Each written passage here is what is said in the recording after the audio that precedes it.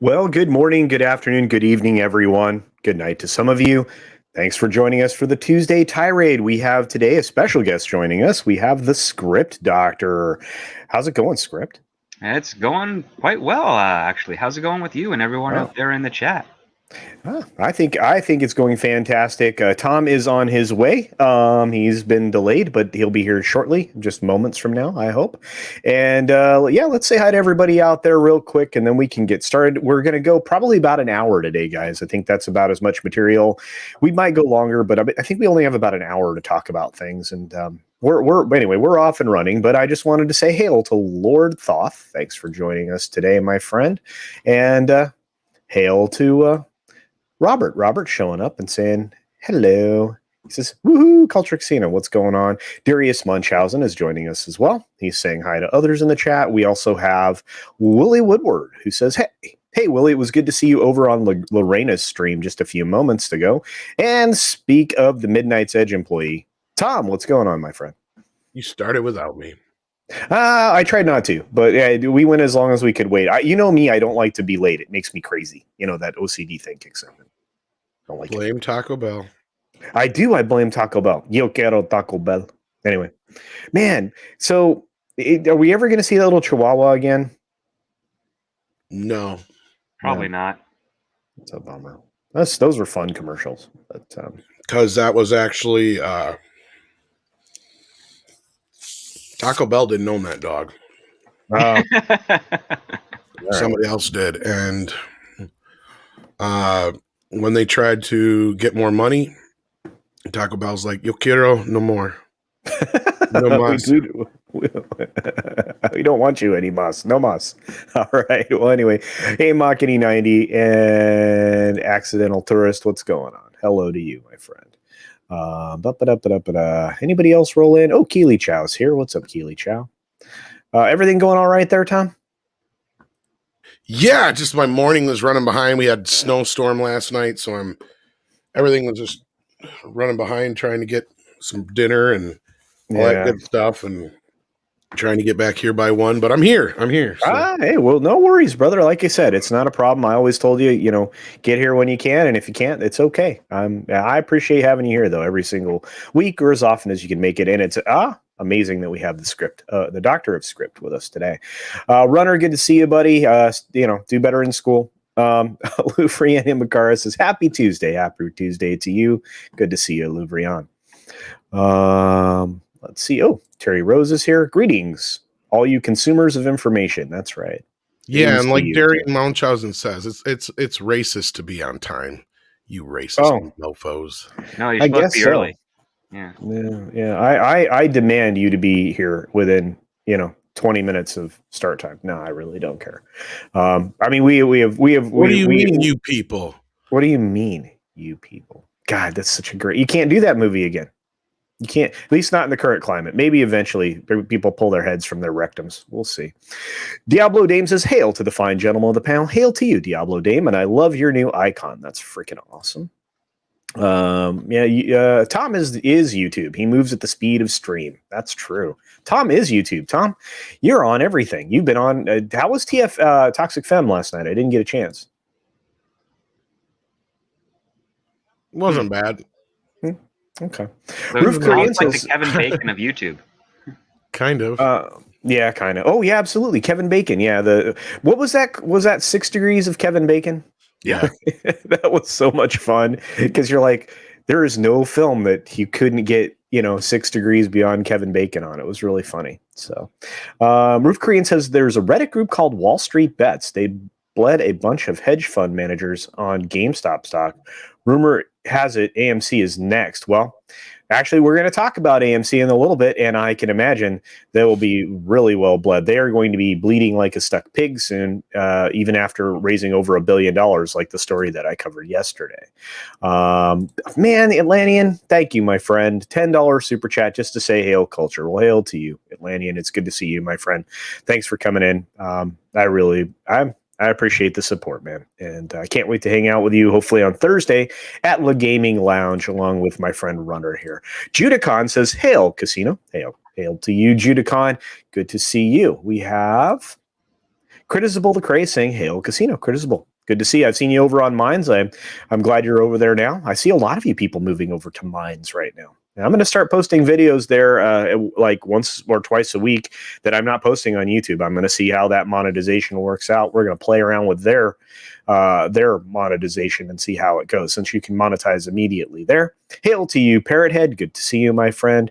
We have Commander Ed Straker of Shadow here. Put down the chalupa, man. That's right. Put it down. Although I hope Tom's getting fed right now. I hope he's eating. I'm eating a 5-layer burrito with no sour cream. Oh, did you order it without the sour cream? Yes, I hate sour cream. Oh, you don't like dude? You live where? And you don't? I don't even want to go into it. It's tasteless fucking fat cream. Yeah, but it's good. Anyway, Mr. Tickle Trunk is here. He sent me one of my favorite super stickers. It's the little Shiba Inu farting hearts. Thank you for the Shiba Inu farting hearts. I appreciate that.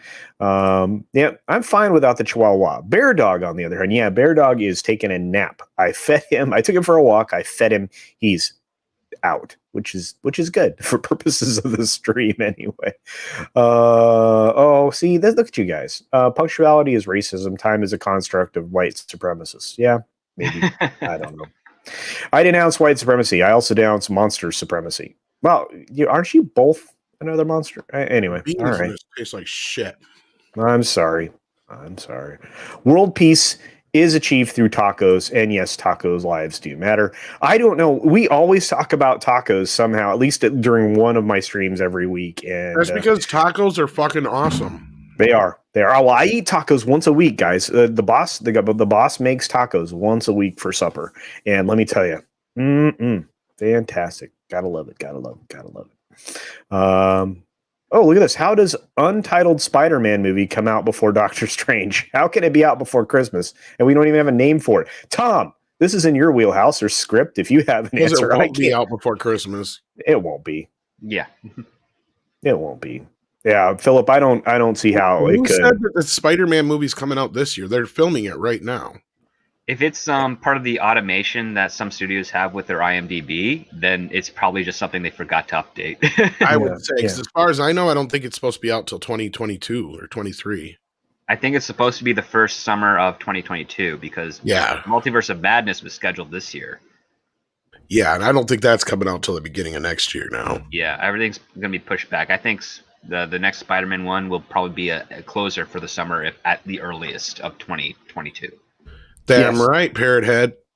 Yeah. Well, look at this. I love tacos. That's what's for dinner at Casa Aluvrien's tonight. Yeah. Oh, man, I'm hungry already. Tom, you dirty dog. Got me all hungry. Taco Tuesday. That's right. Gotta love it. Hey, what's going on, Cac? My dog got half my burrito, though. Oh, no. Just now? Fucking bean. No, I gave it to her. The beans taste nasty. Upgame Actual says, begin watch.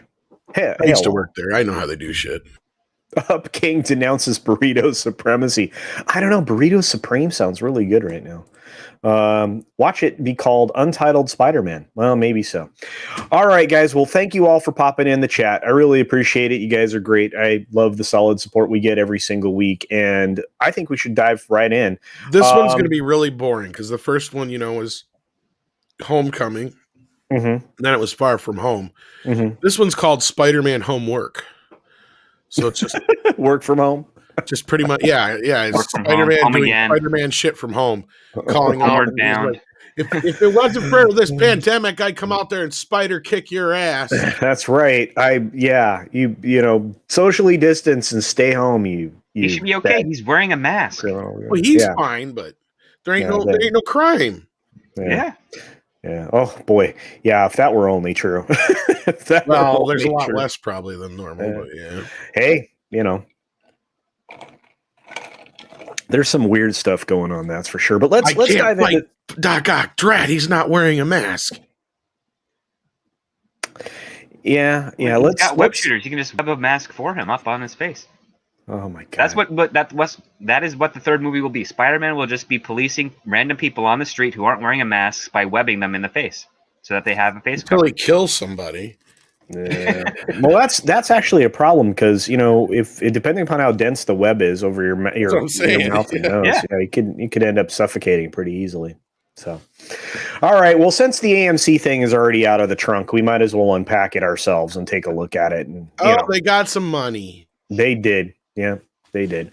And as was pointed out in the chat, as you were woofing down your burrito, there probably is some hedge folks that are going to try to, loot this company now that they have over $1 billion. Let them do what they do. This is the one few times I'm like, go for it, you little fuckers. Well, anyway, so I thought it was really interesting because, the CEO comes out on the 25th and says, Adam Aaron, and says, yay, we have money. The sun is shining. And I'm like, that may well be true. But do you think that the bounce back, this $917 million, is going to keep them Jesus afloat? Christ.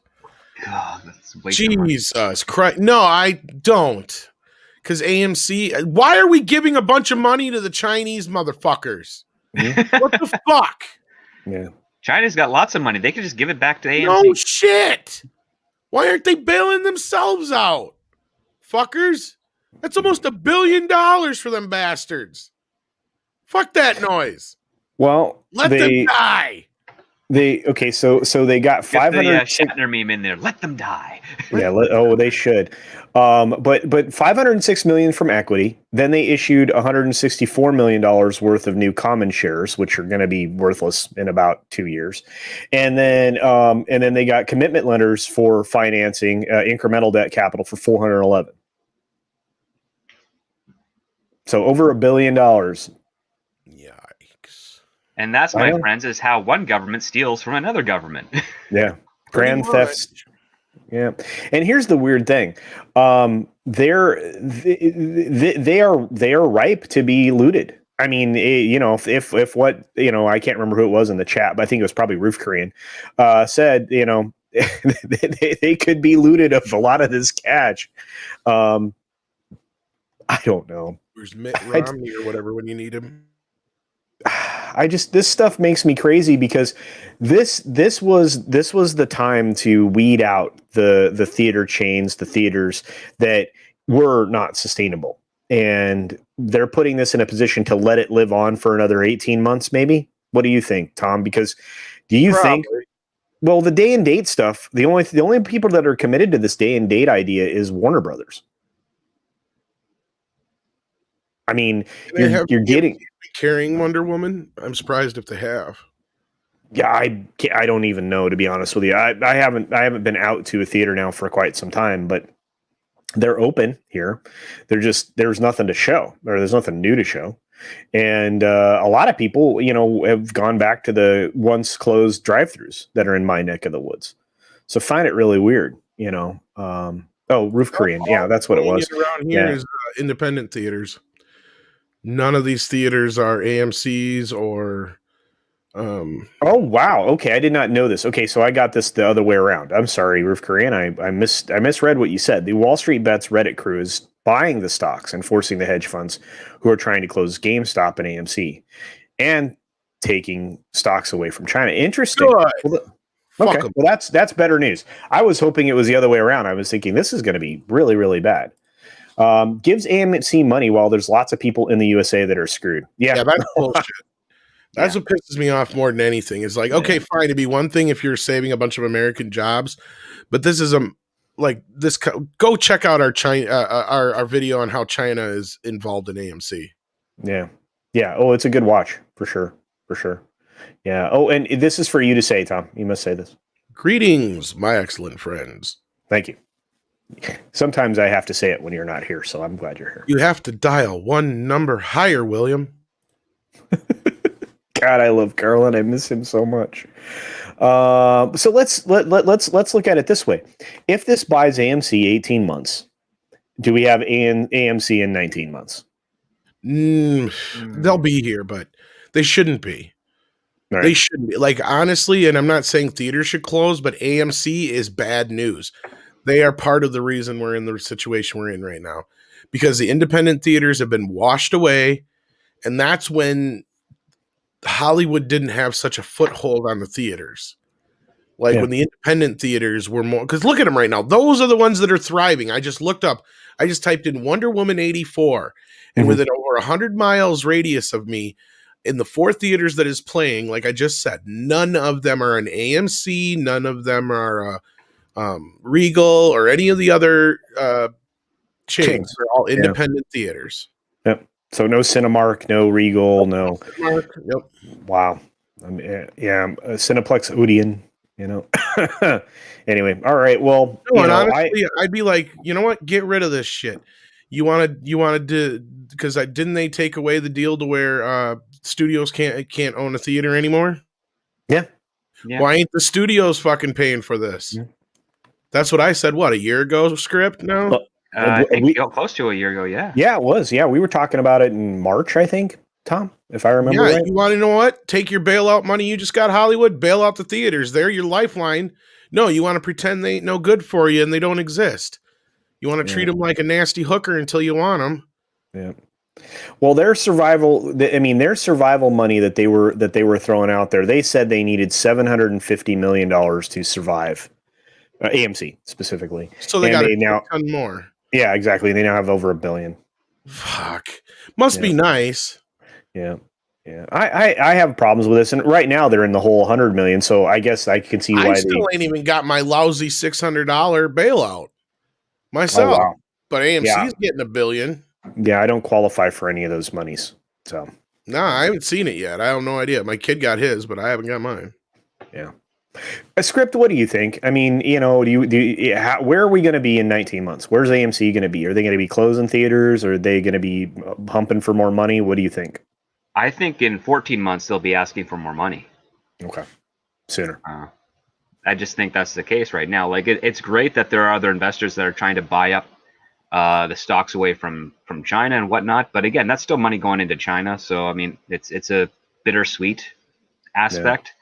But ideally, what you would kind of want, or at least hope, is that China would bail out AMC. And then once that bailout is complete, that's when the U.S. market would start buying up all their stocks and shares. Granted, it's at a slightly higher price, but at least you're taking away principal ownership of a company from a country, essentially. Well, are they a principal? I thought they only had about 42 to 46%. Tom, do you remember what those numbers were when you guys did that video? Not offhand, no, sorry. But it's close to 50% that they own. Jeez, Pete. Yeah. God, really, right. I think they should be below 20%. Well, the thing is that's the problem is like anytime you do any business with China, they require that they have like half of the business at least or whatever. Yeah, it's basically like the Shark Tank.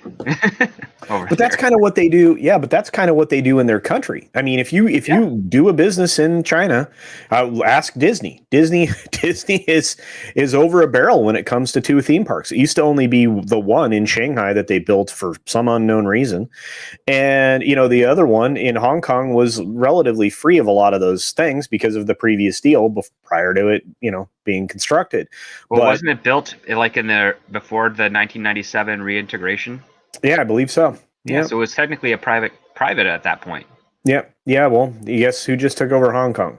Yeah. So. Well, yeah, we all saw that being a bad idea, but it was a deal that's honored. So anyway, I just get frustrated. So I don't know, but and this is a good question. Why would you buy AMC or GameStop? They're both going to die. Well, I agree with that. GameStop could stay alive based on the way they're doing. They're now pursuing retail merch. They could continue to survive. They could also expand their online offerings in stores and stuff like that. If they can compete directly with ThinkGeek and some of those other online retailers, maybe. I don't know. We'll see. I just don't. I see AMC closing theaters inside of 2 years. Lots of them. I see. Yeah. I think we're going to have even less screens in the U.S. But all right. Matt Mardigan says, Script Doctor, you should join Culture and I later this afternoon for Street Smarts. We watch some of the best classic films from a certain point of view and discuss the impact that they have on cinema. Well, I think he's overblowing that statement. We watch after school specials. And actually this Saturday, the special that we did a special of specials, which I think was an industrial film for the time. It was really funny. Basically, the rules for riding your bike. Oh, cool. Yeah, they're fun. It's just fun. It's a good way to spend an hour. I encourage everybody to come and check out Street Smarts. You should check out. We used to have a show in Canada that kind of aired like that. It was called Body Break, and it was about trying to stay healthy. And it was with two people no one ever heard of who would like to wear a lot of windbreaker material clothing and talk about exercising.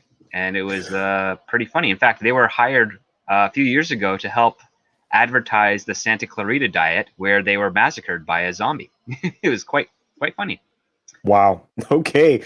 Well, there you go, Matt. You have more content to find in mind from from Canada. Apparently, wow. Well, I mean, I think there was like a joint Canada-U.S. production, but like it aired frequently in the late '80s and early '90s in Canada. Wow. Wow. So much so it was pretty much, some people thought it was an actual half-hour show because they were just back to back to back. That's great. See, yeah, so we just watched those. We watched Ace Hits the Big Time. That was amazing about, gang violence. It was really good. It was fantastic. And yeah, lots of dancing in that somehow with the gangs. It was really cool. So, but anyway, you should check that out. Isn't China involved in every big business? Well, Biden just opened up our power grid, bulk power supply in this country to China, which Trump absolutely forbade. And of course, we don't power's, primary to national interest and security. So I'm not sure how having a foreign entity involved in it's a good plan, but hey, what do I know? I'm just a citizen at this point. So AMC equals American money in China. Hey, what's going on, Latino Slant? We were talking about tacos earlier. You missed that. Any other thoughts on this AMC thing, guys? Not offhand. GameStop's a piece of shit. Yeah. Other than that, I was just dealing with something in the background. Sorry. No, it's okay. Something I didn't know, Louvrian and Makara. ThinkGeek is GameStop and vice versa. I did not know that, but thank you for letting me know. So yeah, so already they kind of have their hands in the right area. So GameStop could be another hot topic, or box lunch. Absolutely. Yeah. I agree that like I said, I mean, they could get bigger with that kind of merch stuff. Riff Magos, thank you, my Australian friend, for $10 Australian, says, Hail Culture Casino, I'm going to miss cinemas. Although with all the woke, there hasn't been much to see for a while. That's absolutely true. And what's really interesting, and this is a news story I was going to save for tomorrow, but we can certainly talk about it. Rupert Murdoch was given whatever the Australian version of a knighthood is in Australia. And if you know what this is, Riff, I would appreciate that. Oh, by the way, Riff Margos also has his own channel called The Jedi Riffster that he just got fired up. So you guys might want to check that out as well. They gave him some kind of an award, Rupert Murdoch, an award, the equivalent of a knighthood. And he, in his speech that he gave the last couple of days, he said specifically that he called out woke culture. It was very interesting in the article. So I can't quote it, but it was very interesting. I think we should see. Hopefully, we start to see more and more of that stuff. But body break. Well, somebody knew what you were talking about. Script. Oh yeah. Mm-hmm. Of course, it's another Canadian, but yep. Yeah. I met them once when I was 8 years old, says Mr. Tickletrunk. Well, there you go. Well, I hope you're still healthy as a result. Canada has a sense of humor. Crowder parodied Body Break? I did not know this. So apparently it's something that I just didn't know. Yeah. The Jedi Rifster, I believe. Yeah. Hail another red shirt. Good to see you, my friend.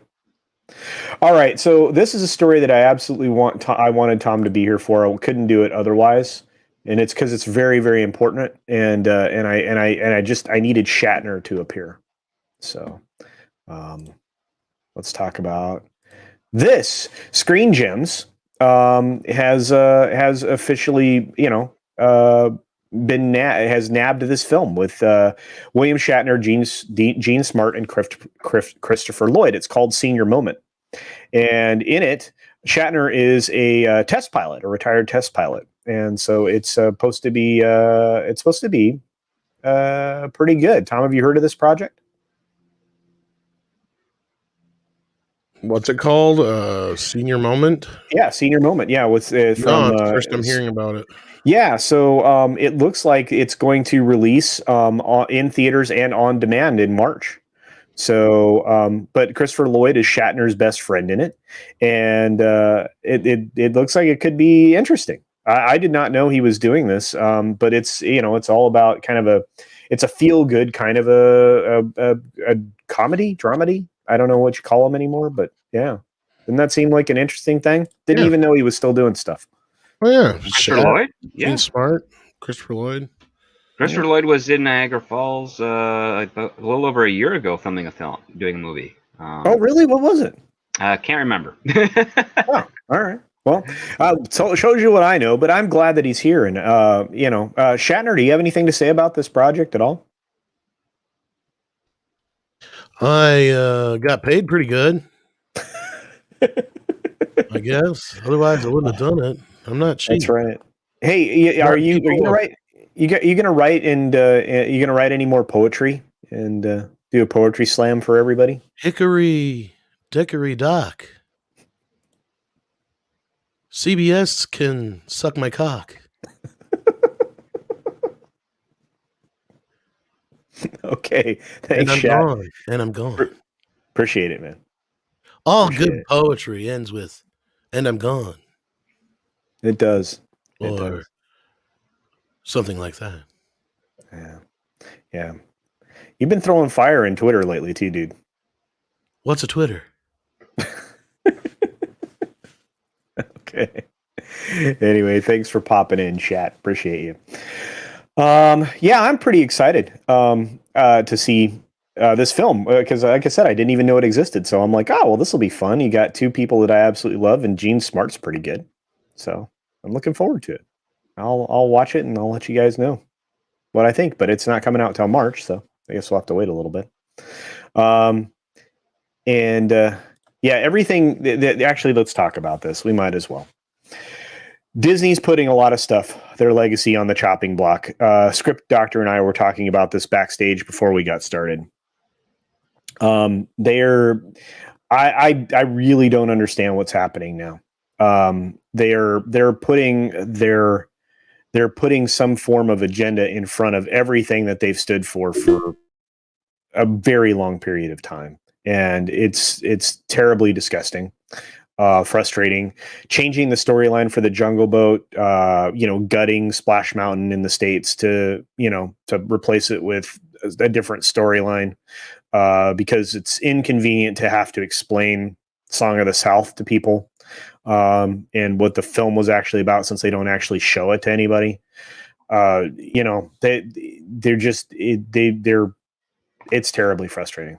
And then of course recently, they're cutting Peter Pan and similar animated films from their children's area because they're supposedly racist. Script? Well, Any thoughts? well, I mean, it's supposedly problematic with regards to how they treat the natives of Never Never Land, which or depict the natives of Never Never Land. But yeah, it just seems kind of counterintuitive to be a company that is ashamed of every single property they've ever made prior to the year 2000 that helped build them the empire with which they have. I'm not a fan of self-censorship in this regard. I'm not a fan of censorship in any really regard. I think allowing stupid people to speak is important so that we can at least identify them as stupid and counter them with better ideas and better arguments, and maybe help elevate them out of stupidity.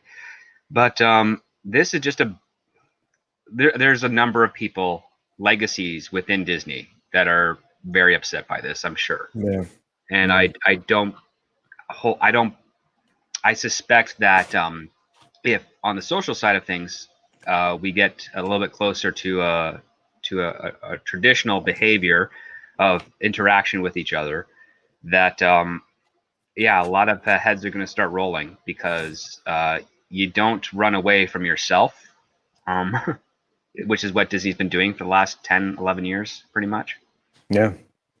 Yeah, they really have, and they've stepped on things that were legacies of their founder. Not just in the physical way, the theme parks, but obviously now, in the creations, the venerated old men that created all of the things that we grew up with. I mean, you can find problems in any form of entertainment if you go looking for them, or if you project that onto them, but everything is representative of its time. And just because you feel like this is not suitable nowadays, doesn't change the fact that actually happened then. This is what happened. It's inconvenient to talk about the practices of an incoming fascist regime in Germany, because you comparing it to stuff that's happening nowadays, it's clearly, you're seeing this kind of stuff repeat itself. I'm very frustrated with this when it comes to Disney, and I think you're right. I think that leadership will march out the door as soon as people pull their heads out of their collective rectums. I'm going to say that consistently today. Apparently, Tom, you have thoughts on this? I mean, you and I like old films. I think here's my thing. I'm of two minds on it, because you have a side. Normally they would just cut this shit and not tell us, right? They would just trim the scenes out or whatever and just leave it out there as it is. Cause that's nothing new for Disney. They've done that with Fantasia. They've done that with other movies. Some of which, obviously they had to, because they had like nudity or whatever in it. But then there's the bits like Fantasia, which they chopped out because obviously it was a little racist. But to me, it's like, okay, you're going to try and hide that. Well, that's just insane. Now, as far as like, from what I heard, they haven't been removed completely. They're just putting those two movies probably along with whatever other ones that they deem to have some kind of insensitive racial whatever in them from the past under a 7+ deal or whatever, to where, okay, that's fine. Then a parent can be responsible, and if like, okay, you're going to sit down and watch Dumbo with the kid, then you can explain, well, this scene with the crows isn't exactly, whatever. But normally kids aren't going to think about that unless you point it out to them. So that's the other side of it. That's the double-edged sword of this shit. Well, is unless it's blatant, like most kids aren't even going to think about it unless you say, hey, by the way, that's representative of racist, things, and like, yeah. Yeah, it's portraying a specific dialect and performance of the time, but it's a problem. I mean, in as much as that. Right, I'm not going to deny that it clearly doesn't have some kind of racial slant. I mean, that's obvious. I mean, but we have you're not going to internalize Exactly. that like these whack jobs think that everybody does, you know. No, exactly. I did not even realize or notice that until I was probably a teenager or an adult when I saw it eventually. Yeah. And then like, oh yeah, that is a little, Yeah. tongue in cheek, but like, or however you want to put it. But like it even extends to things like, okay, like the Peter Pan one, I guess I get to a point. Again, you can sit down with your kid, explain to them this, that, and the other. But then it just sits there and it makes you wonder why they're hiding things like Song of the South all the time. And they really shouldn't be. And Peter Pan, I mean, the Aluvrian and Makara says right here, I'm native and Disney can bite me. If the Karens are offended for me over Peter Pan, they can bite me too. I mean, what are they going to do next? They're gonna not show Pocahontas anymore because she's dressed in traditional garb of the time because it's a period. Well, that's story? I'm glad you brought up Pocahontas, because how accurate is Pocahontas? Very inaccurate, right? Yeah, Pocahontas was like 11 or 12. Yeah, like there's so many inaccuracies in that movie. John Smith did not have any romantic associations with her. He was just kind of a mentor to her because there's I know another guy who wrote a screenplay that she got married to somebody else, and I can't remember. Got married to somebody else. But there's a screenplay that circulated a few years ago called Savage, and it was meticulously researched by the writer, and it's about Squanto and his entire journey of being kidnapped, taken to England, and then brought back, and trying to reconcile that. And it's actually a very beautiful story, and it basically just kind of does a fun little corrections over the myths of basically the frontier of the United States. And there's Squanto met John Smith, and John Smith, was like the story that people were told is not how it happened. Like like the little girl, he's like, I just thought she was a fine little girl. We left always at arm's length. I was never interested in her. I had my own goals in life and love, but the thing is, this was at the time, and it's throughout history and up to present. We romanticize certain stories that have powerful impacts on us. So when you hear a story about like a man and a woman working together for a common cause, you want to say, oh, they were also in love. It's like, no, they weren't. They didn't even hold hands. Like it's no, like she had a totally different. Like I said, they're saying John Wolfe was his name or whatever in the chat. Yeah, it was some guy she ended up marrying, moving to England, and all this other shit. So, like, her life went totally different than what Pocahontas said. But my point is this: Song of the South actually represents all of the stories, or at least a lot of the stories that they used to tell in their culture, and regardless of how we may view them. And there's a lot of people who, like I was talking about this last night with like Lorena and a few other people on the show. And it's like, she pointed out like, my grandfather used to tell us the Brer Rabbit stories. Yeah. And I said, so basically what they're doing by putting this movie under lock and key is denying that part of Black history from basically being carried on, because like she said, like they're going to be lost. Those stories are going to be lost. Of course. Because especially for if they're deemed, racist in any way and all that kind of stuff, which is basically what they're doing with Song of the South, which, let's face it, if you've seen the movie, it's mostly boring.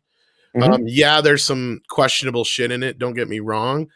But for the most part, what Disney was trying to do at that time was pretty progressive. And I think the fact that they're trying to hide this movie from the masses is a disservice to the Black community, because this is part of their history. Yeah. This is a very big, especially when it comes to cinematic history, because like at that time, most Black stories, they didn't have them. You just didn't have them. You had the Black people were always in the background. They were, whatever. They weren't the main characters. They weren't a big part of the show. And now you have a situation here where an entire movie basically took the Disney kind of magic and put it over these classic, tales. Uncle Remus. These classic tales that are a very big part of their culture. And to me, that is just a disservice. Well, now, it isn't that racist in and of itself. Exactly. It is. Yeah. It is. It totally is. And Whoopi Goldberg is brought up as much too when it comes to this kind of shit. So, to deny it is just like say it never happened. Yeah.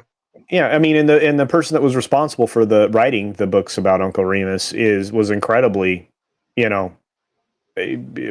integrate. He was oriented around the idea of integration and everything else. But I'm Well, frustrated not just because that, it was preserving those stories, which, well, like, that too. eventually will get lost to history. Yeah. Oh yeah. Well, we've lost a lot of stuff to history. It's why I paid very close attention to what my grandparents were saying before they all passed. You know, you need the information to have touch with the past. We don't. We right now. I mean, I don't think they teach history anymore. And this narrative, I understand a lot of people buy into this that their founder, the founder of the Disney Corporation, was in fact racist. He wasn't. I was going to say, there's very little to. There's no.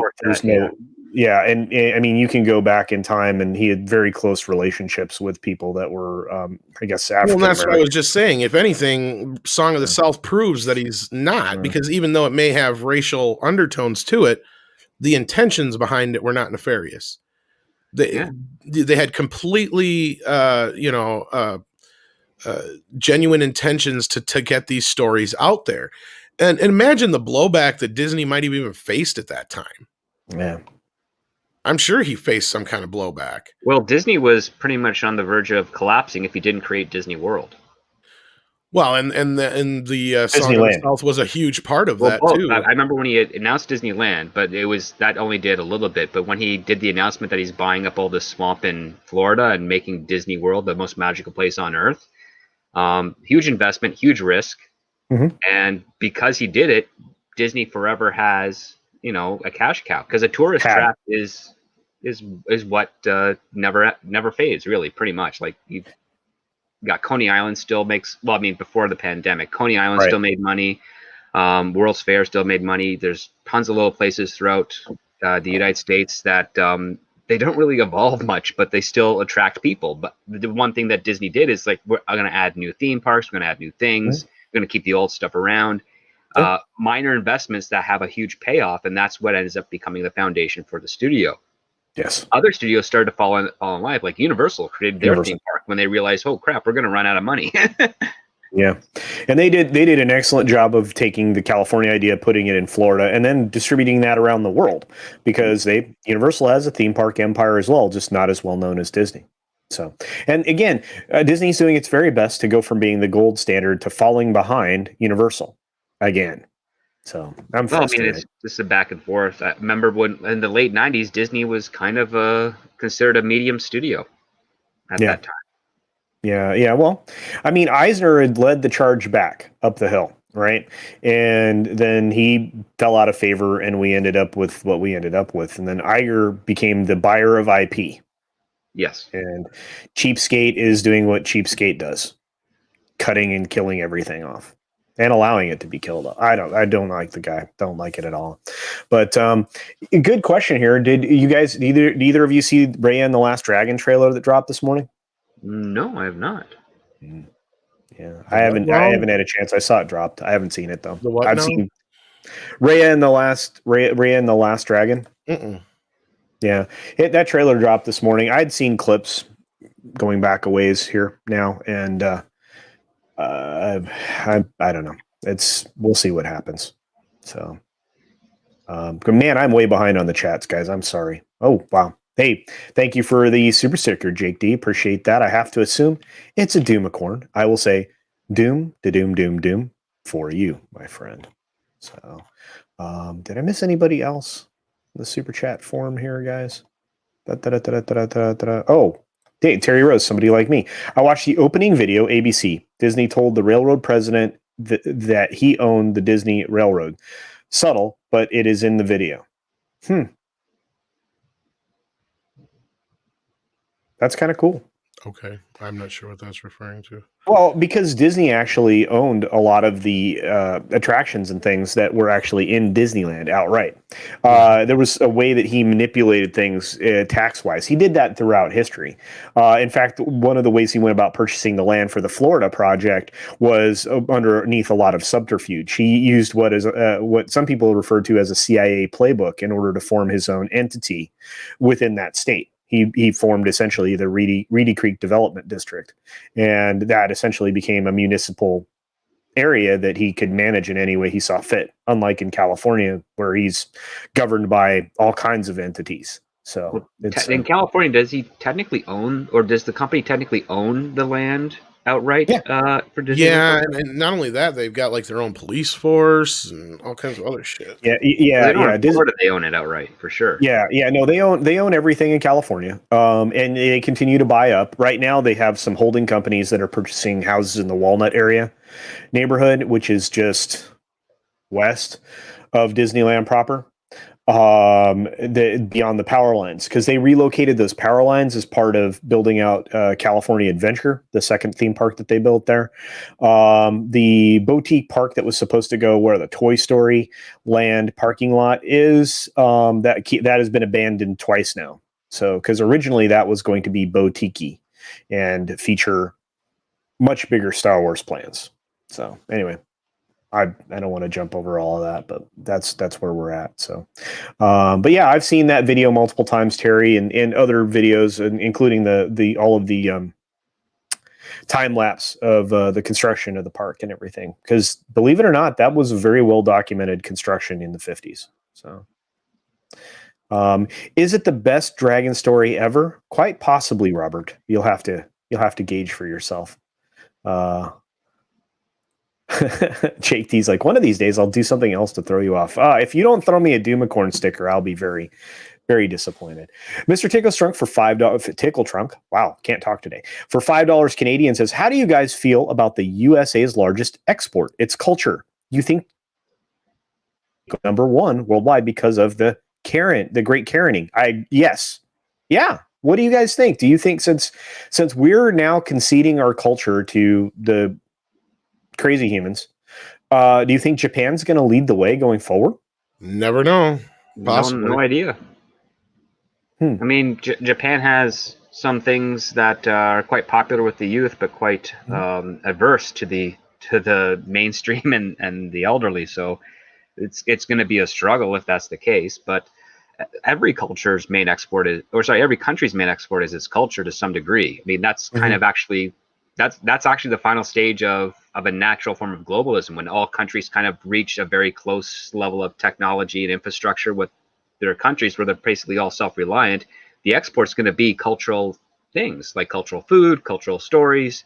Like that's just going to be what we value more because we have independence among each other. And that's what's going to be driving the tourism is, hey, I grew up in Montana all the time, but you know what? For a cheap flight, I can go to Japan and I can experience that thing because there's not a whole lot of it here. What I'm getting is kind of like an export of it, but I want to see the source. That's where you go. That was actually kind of a thing in the 80s and 90s when travel was opened up a lot. People would go to other countries because they get little bits and pieces of other stuff that was just making its way to our shores. Yep. And now that that's more frequently and it's easier accessible with the help of the internet, once, I would love to be able to go to Republic of Congo once it finally gets its act together, because there's a lot of beauty there, but it's not going to happen in my lifetime, sadly. But I mean, one day that's going to be the case, and that's what's going to be the main principal export with regards to countries. It's culture. It's going to be culture. Yeah. Yeah, but there probably isn't an argument to be made that wouldn't say that we sent our culture everywhere. From fast food to theme parks to all of that. I mean, we invaded the world with blue jeans and all of it. Oh no, absolutely. I mean, that was the other part too. It's like as soon as other countries were able to negotiate internationally, corporations just jumped right in and took advantage of that, and more power to them to expand their business. But at the same time, it's a double-edged sword. It's some things that can be brought in can dilute the initial country's culture. So there has to be a balance, and the people themselves will make that balance. Yeah, not government, but the people. Yeah. Wow. All right. Well, we dove way into Disney a lot farther than I had planned, but there's a lot going on. And obviously everybody has Disney stories, and that's one of the fun things about the Welcome to Florida stream that I do with Lorena Creel is every Sunday we talk about at least one portion of it about Disney. So hopefully one day we get around the construction of Disney World, and I can walk people through a lot of stuff that happened during that. Is a great story, man. Yeah, it really is. And again, I mean, there's a lot of insight to be gained from how to go about doing something and creating what a visionary can do. Somebody like Elon Musk, because I think Elon Musk is our Walt Disney right now. I think he's the last. He was one of those last visionary types, because we lost Steve Jobs. Obviously, Bill Gates is going off to the crazy. Well, Bill Gates was never a visionary. He was basically Bob Iger for the software world. He was an appropriator, because he's what he stole from Xerox. Steve Jobs was a motivator. He didn't really have his own ideas, but he knew how to motivate people to get them going. Because I know a few friends who worked with him when he got started, and basically someone would just be like tooling around with a cool concept. Steve Jobs would see it and be like, "Oh, that's great. Let's do that." And then he's like, "What? We can't do that." He's like, "No, yeah, we can do that." So someone else would usually have like, and then Steve Jobs would either get behind it and make it happen, and then he would do his own sort of like a approach to how we would get it done. Like for instance, like the original iMac, where it was just a monitor. Like that was not his idea. Someone else was just tooling around with that, and he just made it happen. But again, I mean, if it weren't, I would argue that if it weren't for Steve Jobs, we wouldn't have smartphones the way we have them now. Oh no, he's like someone came up with the idea of like, hey, why don't we just have the phones be able to do a couple extra things? And Steve Jobs was like, oh, not a couple extra things. We're gonna make it do almost everything. Like that's the type of guy he was. Like he would motivate, inspire. He would open up ideas. Because it all started. Oh, geez, how did it start? It started with like he wanted to have he wanted printers to be able to print in different fonts so that you could have like cursive writing and stuff like that. And that was like one of his ideas. And then other people said, oh, we can just won't do other fonts. We can make it do other languages. And he's like, we're doing that. And then, just go. And that's kind of how he was. He was a great motivator, a great speaker. He knew how to present and pitch and sell on ideas. He wasn't very good at programming himself, kind of bad at it, actually. That's why he needs Steve Wozniak. Yep. But no, he's the guy that could have, he knew how to find a really good idea and exploit the heck out of it and make it happen. Well, Walt Disney did the same thing, because he read other visionaries to come up with his concepts for, the Epcot, which was supposed to actually be a technology live, work, play city that was right next to the Magic Kingdom at Disney World. That was originally his concept. The experimental prototypical community of tomorrow was a World's Fair or World of the Future, all that type of stuff. I think he was inspired by that because the World's Fair that he attended, when he was young. I presented the first television, and it was in color because they used color photography and stuff. It was really expensive, and he's just like, we got to do this. I think that was like one of his stories, and I remember hearing that in history. Yeah, their participation in the World's Fairs were legendary. I mean, that's how we ended up with Small World. Mm-hmm. Many attractions actually came from the World's Fair development for everybody else. He developed the attractions for these large corporate entities under the strict agreement that when they were done with the World's Fair, he could transport them to Disneyland. So, what was once America Sings, became, all those creatures that were created for that. Before that were what's now playing in Disney World, and my brain just turned off, guys. The Splash Mountain? No. Yeah, well, it becomes Splash Mountain eventually, but the original concept was this rotating theater, Carousel of Progress. Oh, okay. Yes. Yeah, okay. And that was a World's Fair exhibit that got moved to Disneyland, and then they took that, moved it to Florida, and replaced it with America Sings, and then America Sings gets removed, and all of those creatures go over to Splash Mountain. So that was the history of that attraction in Disneyland. It started out as a World's Fair exhibit, went to Disneyland, then moved to Florida. So it's still in Florida. You can see Carousel of Progress in Florida still. But it's just we live in a time of rapid change, but some of these changes are not great. But anyway, let's circle back around to at least one more thing that we can talk about, which is another reboot of a show that did not go fantastically well. Something that I covered very early on in my YouTube career that I didn't want, and neither did the audience, and neither did this critic. Actually, I'm talking about Walker, Texas Ranger, and This review is awful from Variety. This author did not enjoy it. From the title, you can tell. It says Walker revises a cop show legend unconvincingly. TV review. So this person just destroys it. And of course, this show was created by Paul Haggis. And if you know anything about him, he did a lot of groundbreaking TV. He was the 30-something, many other things that he put together over time. Are you talking about the original Walker? Yeah. Okay. Yeah. Because I'm like, Anna Frick wrote this Walker. Oh no. Yeah, no. Paul Haggis originally created this along with with Chuck Norris in mind. The series that aired from '93 to 2001. Yeah. He was, and again, he created so many other programs, and he's famous for being a Scientologist who walked away from the religion quite publicly.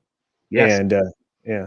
So, but he's an interesting dude. He's done lots of stuff. He's a classical liberal for sure.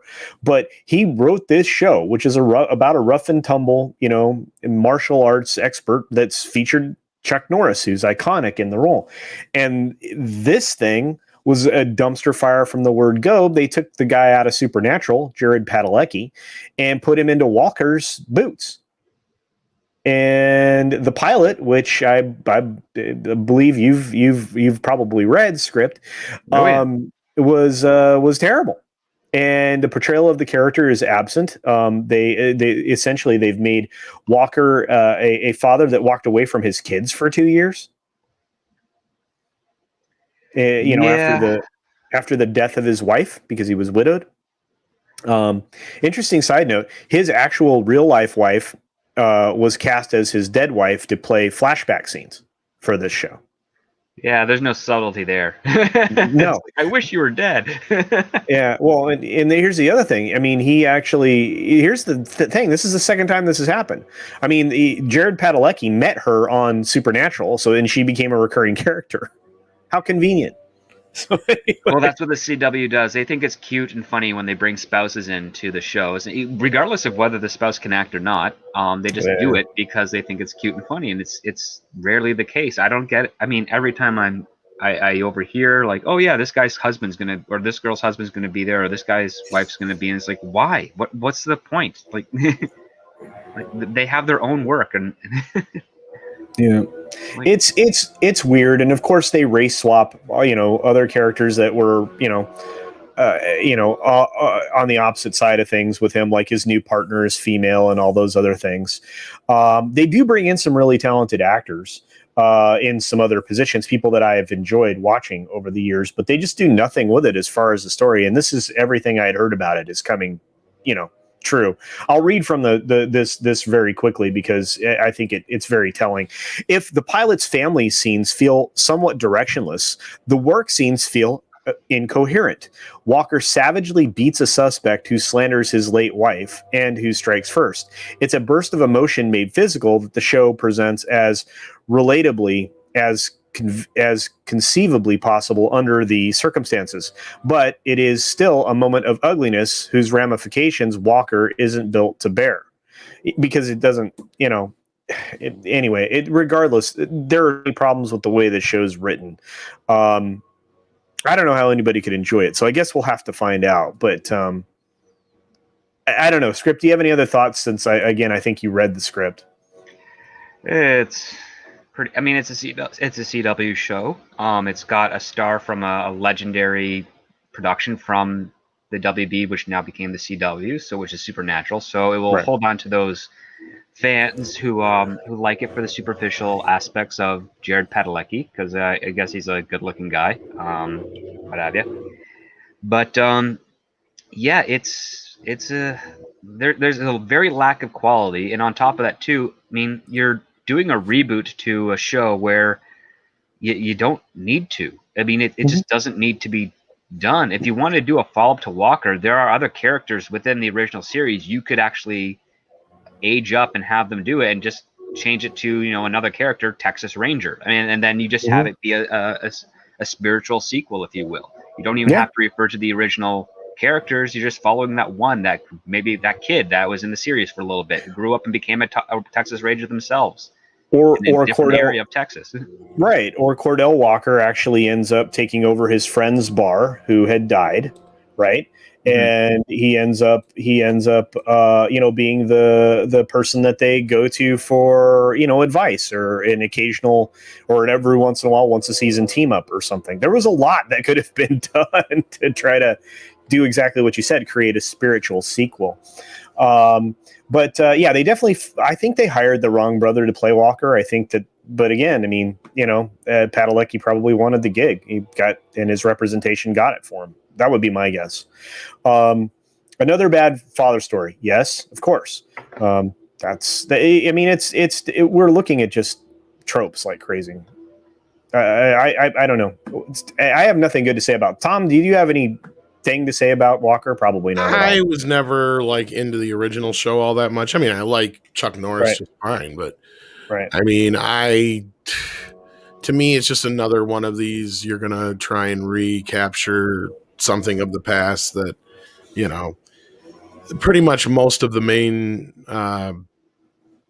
culture has kind of moved on from. I don't see it really doing much more than like the new MacGyver or new Magnum PI did as far as interest. Oh yeah, those shows they're struggling along, but they're still being made, which is weird. I think Hawaii 5-0 was the only one that kind of had potential, and then it's now gone off the rails.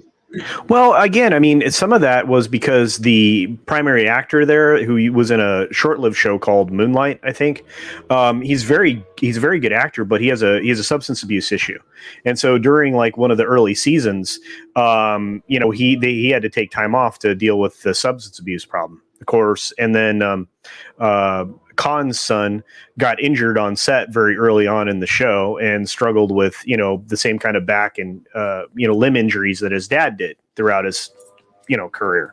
So, and then of course you have Grace Park in the show, which is, awesome. Well, she walked away because of a bad contract, which is completely her job to do. Yeah, no, she did. It wasn't even about race at that point. They just didn't want to pay everyone in the cast X amount of dollars. Yep. Had nothing to do with because she was brought in late. It was basically about like status and seniority. That was basically it. But she was a draw to the show, as was some of the other members of that cast that were brought in along with her.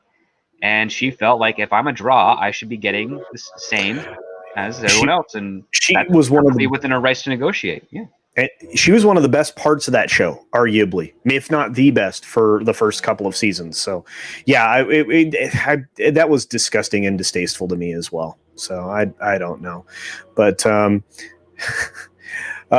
Commander Ed Straker Shadow says looks like Walker Texas ass had ramp strike. Yeah, I don't know. They're destroying things left and right, and CBS has fallen into the same pit. I mean, obviously, as the CW has. I think being a completely different corporate entity, you're starting to see each one of these fall into these holes and not be able to climb out of them. And at the same time, they have their own problems. I'm going to bring this up. I didn't know if we were going to get to the story or not. I don't know if both of you gentlemen or either of you gentlemen have seen it, but CBS boss Peter Dunn to leave after accusation of racist and sexist behavior. Company has opened a third-party investigation after the LA Times made a report. This report is extensive. I think Script and I talked about this just a few moments before we went on. Tom, have you seen this at all? No, this is the first time I actually seen it. No, this was like when we were talking, this is the first time I heard of it. And I'm hoping that third-party investigation has a PD at the end of its initials. I really hope so, too. I really think a lot of times they just don't do it right. And they bring in, some third-party arbitrator of some sort. Well, they bring in the Human Resources Department, which is usually the death sentence on any sort of charges or accusations. Because unfortunately, while the Human Resources Department can gather a lot of good evidence, they also fall into the area of conjecture, which then taints the evidence, which means that getting criminal charges placed makes it a lot harder. So, well, and isn't that what happened with the actor that plays Cyborg in DC. I mean, you heard, the audio clip that he released himself saying, "Well, you've led us down the right path, and you've obviously been forthright and straightforward." Blah blah blah. The voice that he did, but there's no substance to it other than we believe what you are presenting things in a believable way. So yeah, it was basically stroking his ego, which and that's a polite way of saying like it's a verbal form of sexual assault, so to speak, is what. Yeah, they might as well Ray have said you believe you're telling the truth. Yes. Yeah. Yeah, and you haven't given us reason to, suspect that you don't believe that you're telling the truth. It was really weird, and like I said, it still is no evidence of what he was complaining about, about Whedon, right? And then of course Hamada, right? Because those are the two parties that are involved in this whole. Well, Hamada was never even there during the time of the accusations, which is also something a point. I think it was Jeff Johns was the other guy he didn't like. And listen, Jeff Johns is contentious. Some people love him, some people hate him. That's just the way that it is. I mean, it's a lot of ways for a lot of people in Hollywood. Yeah. But I mean, Ray Fisher, he's just starting out, and now he's putting himself into a position where he'll most likely never get hired again once this all comes to fruition. And it will. It's just going to take some time, but it will. And if there's validity to his claims, he'll be okay. And if there isn't any, he will be forgotten. Yeah. We will soon see. But getting back to this story and to this comment from Mr. Tickletrunk, while the scarlet letter of racism is out of control, accusation is guilt. Well, the LA Times had done a pretty extensive presentation about what had happened in their reporting on it. But I'll just read this very quickly. CBS TV stations executives Peter Dunn and David Friend have been placed on administrative leave pending a third-party investigation into accusations of abusive workplace behavior reported over the weekend by the Los Angeles Times, CBS announced on Monday. Was yesterday. Peter Dunn, president of the CBS television stations. This is the guy that's in charge of all the owned affiliates that they have. Yep. And David Friend, senior vice president. That's, a pretty prestigious position as well. Usually the guy that goes into the president position. Have been placed on administrative leave pending the results of a third-party investigation into issues that include those raised in a recent Los Angeles Times report. CBS is committed to a diverse and inclusive and respectful workplace where all voices are heard, claims are investigated, and appropriate action is taken as necessary. So it looks like the accusations of abusive behavior come to them via 5 women who used to work for the company and former CBS TV stations executive Brian Kennedy. According to the women, Dunn and a top lieutenant cultivated a hostile work environment that included bullying female managers and blocking efforts to hire and retain Black journalists. Wow. Dunn was also called out by name for securing high-level privileges as part of a deal to purchase a Long Island TV station and for repeatedly making racist and sexist comments about several Black on-air talent and local stations. Doesn't sound good. No, it does not. But the question is now, is he guilty because of these reports? Is he guilty because he actually did it? Or, and that's the problem with the way things are presented nowadays. We were presented this stuff in a public forum when it never should have made it this far. Never should have been an out thing. It should have been handled inside their company. Not just that, where's the proof? And I'm not talking about 1 or 2 witnesses. I'm talking about actual fucking proof, because that's the thing. We live in a world nowadays where it's not above the realm of allegation equals possibility. the charge. Yeah. Well, not just that, but it's not above the realm of possibility to have 2 or 3 people to conspire on one of these type of situations. We've seen it happen. Yeah, we have, and it's. I mean, you have to go back. It's the easiest way to get rid of somebody higher up. Well, but you get a gang of people that create these circumstances and situations, and and again, it's usually people that are gunning for a higher position. Exactly. Well, yeah, I mean, that's the thing. You get an organization of like 3 to 5 people. You say, okay, I'm probably going to be the one that's in line for this job, and when I get to that job, you 4 will benefit greatly from that. And all we have to do is create a solid story and record their movements and place them in areas where we can make that, and it has to be one-on-one, so it's his word against ours. But if we make his words look the same, of course, to all of ours, then yeah, they'll just assume that he's in the wrong and he'll be booted out. I mean, it's a very skeevy terrible. Right. I'm not saying the thing to do. guy's not guilty, but I'm Oh just no, saying like, and it's very easy to manipulate a situation like this nowadays, like you guys and, just said too. and it's been happening more and more frequently now with Exactly. some of the people who are former employees. Obviously, I mean, their axe to grind. This just brings their notoriety level up. So in the old days, you wouldn't go after people who were whistleblowers to hire. Nowadays, companies seem to seek them out, especially if their accusations didn't turn up anything useful. Like I said, I mean, we're in a weird time where I have no idea what to make of this. I don't know. I have no idea what'll come of it, and it's just absolutely insane. So, anyway, yeah, guys, wow. There's Charlie Chaplin films on HBO Max. I did not know this. Yeah. I'll have to check it out. Man, I love Chaplin. There's a lot of great stuff, especially in the Turner Classic section, and that's what I think a lot of people haven't realized how. I mean, obviously, it's Warner HBO Max's fault for not getting their system set up properly, but I think it's a wonky setup. Like you can go to like the A and Z movies, and I don't think that has everything in it. Like you literally, I think, have to go to the other sections to get to all the stuff because there is a ton of stuff on there. Well, it's almost everything, pretty much. Pretty much. And I So mean, I need to go spelunking, is what it sounds like. Kind of. Okay. I mean, what you could probably do. Unfortunately, Warner Brothers and HBO Max might cancel the video, but if you could do a tutorial video of how to navigate HBO Max for them, that would actually probably help a lot of people who are subscribers. I haven't spent a lot of time on there, so if there's somebody who actually has spent a lot more time who understands it better, I'd definitely help them out with it. Well, yeah, that would be cool. That'd be a good idea for someone to put together. I would consider doing it. I'm still behind one tutorial video on how to make mine Toxic work. Man flu. Tom touched me inappropriately through translocation. Since we never met up in person, Rob and Andre can back me up. Wow.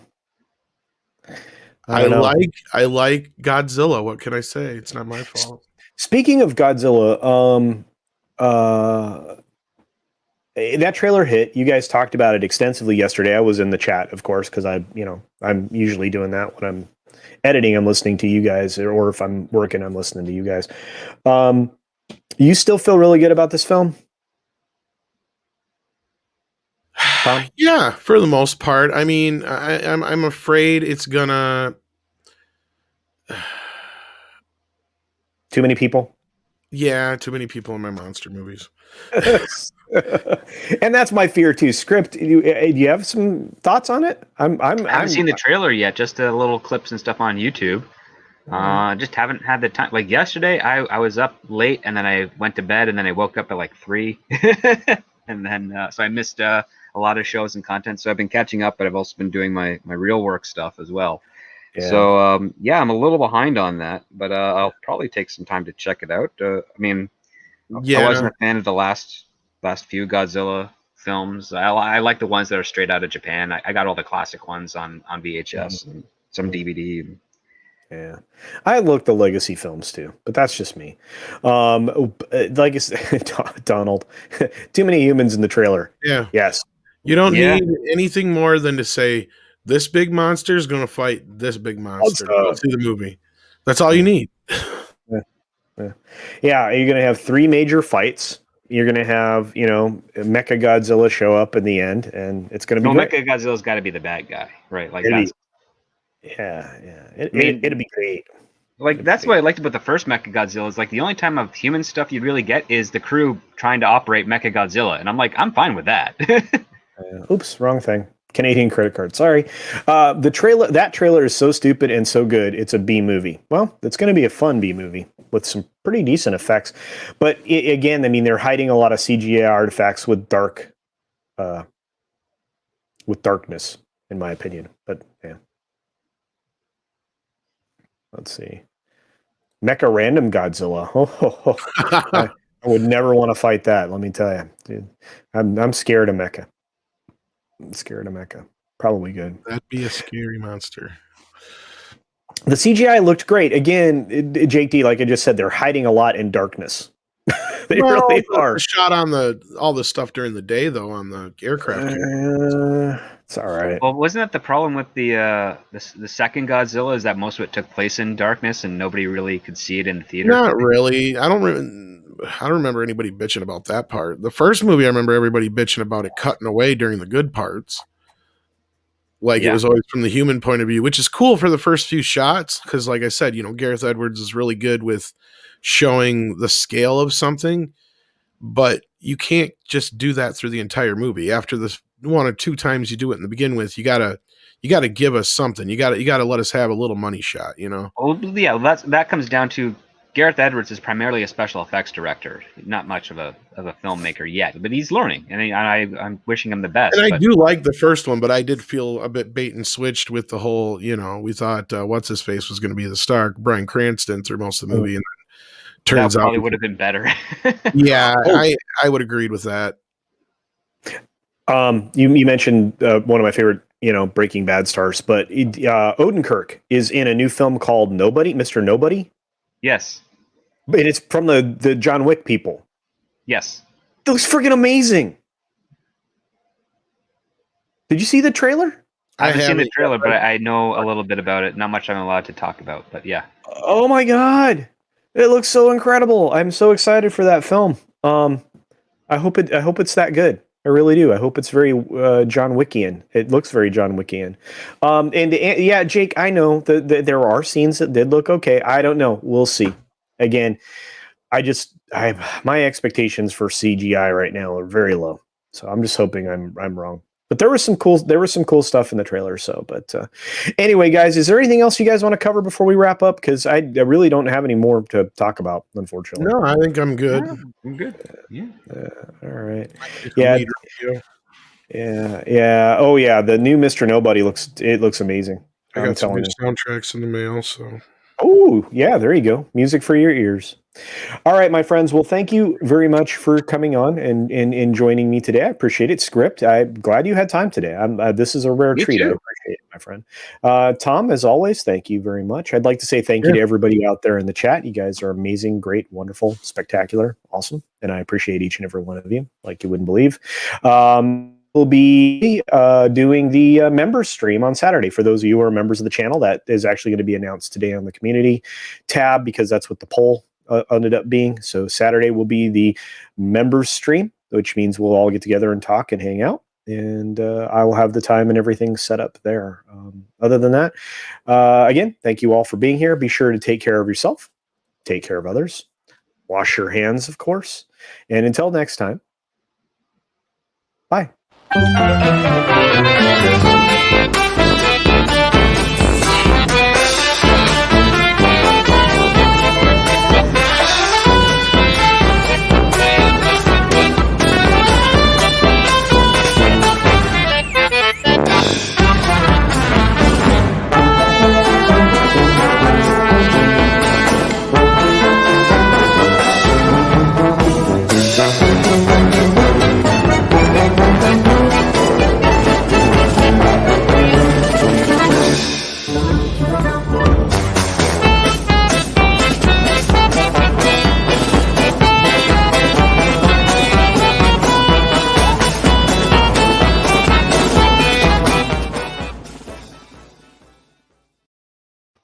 Quick programming note before I hit the credits. I am going to be headed over to hang out with JMC Productions, otherwise known as Mad Mardigan, to talk about just an amazing after-school special. So be sure to join us over there here shortly. Thanks so much, guys. Take care.